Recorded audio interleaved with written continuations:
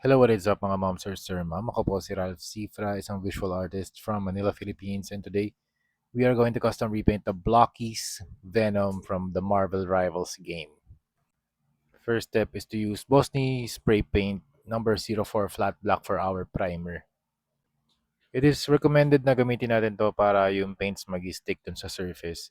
And ito, nagawa na natin. Nag-cure na siya around siguro mga 12 hours. Okay, first paint na gagamitin natin is Intense Violet from Hero Paints. Ang process na ginagawa natin dito ay sort of base coat, mas may moisture yung paint na mixture ko with water. Kasi usually pag dry brushing, as in parang wala talagang moisture eh. Ito, nagdagdag lang ako ng onting-onti para lang sip in dun sa mga areas na malalalim. Since this is the first layer, this is the darkest color, ito yung magiging shadows ng figure natin. Okay, done na siya. And next na color na i-apply natin dito ay cobalt blue naman. Thank you very much Hero Paints for always sponsoring Ralph Cifra Toy Customs. So ganun ulit. So ito, mas less moisture na. Para lang matanggal yung most of the paint. Pwede nyo ipahid yung paint sa any porous material. Ako ginagamit ko paper. Ayan, para lang mas matira mas maging dry brushing na yung method natin. Okay, so ganun lang yung process. Dark colors, mid-tone, at saka highlights. Next, highlights na tayo. Gagamitin natin ngayon ay coral blue plus white para lang magkaroon ng mas lighter shade, lighter hue. Yan. Ito talagang wala ng water. Siguro yung paint ratio ko dito, mga 15% na lang yung naiiwan sa brush. Yan. Kasi yung concept ng dry brushing, dinadrag mo lang yung paint across the surface. Tapos yung mga deeper surfaces, hindi na malalagyan ng pintura. Yung mga nakaangat lang na parts, yung malalagyan ng paint. So mga recessed areas or yung malalalim na areas, it will remain dark. And then yung mga nakaangat na areas, that will remain light. That will be painted light. Okay, ito na yung appearance niya. And then next, patina blue with white. Ito, sobrang onti lang din. Siguro, in-apply ko lang to sa shoulders, sa arms, dun sa mga spots lang na matatamaan ng ilaw or ng highlights. Ayan, usually sa thighs, natanggal pa, and dun sa knees, tsaka sa top ng kanyang feet.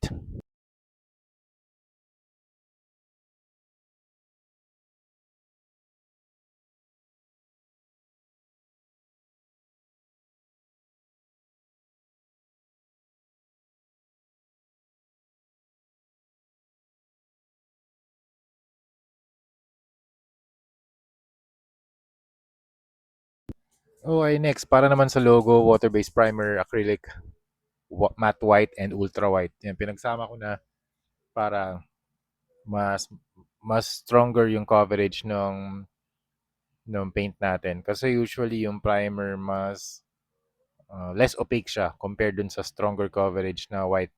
Yan, shout out to Hero Paints ulit. Sobrang ganda ng mga paints nila.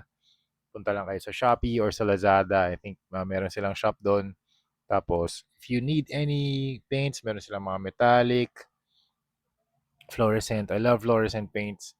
So yan, gagamitin na natin yung fluorescent na yellow and green dito sa part na to para makapag-add tayo ng toxin effect. Usually, gumagana ang fluorescent paints kapag white yung base.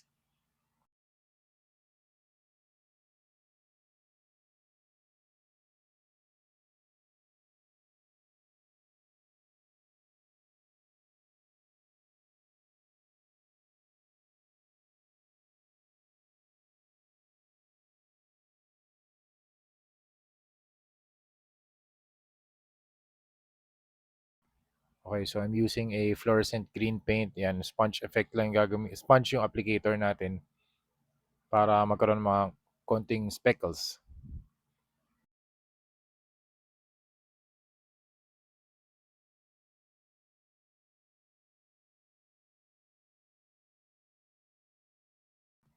And there you have it.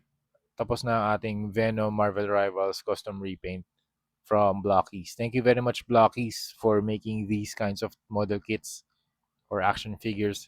Super, super cool. Ang ganda ng build nito. Super fun to build yung mga pieces. Super fun experience. Gumawa pa kayo ng maraming maraming characters from the Marvel Rivals na game. If you haven't played it, download nyo na sa Steam. It's free. Marvel Rivals is free via Steam.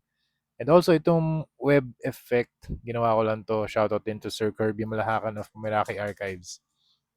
Okay? So yun, thank you very much for watching. See you sa next video. Bye-bye!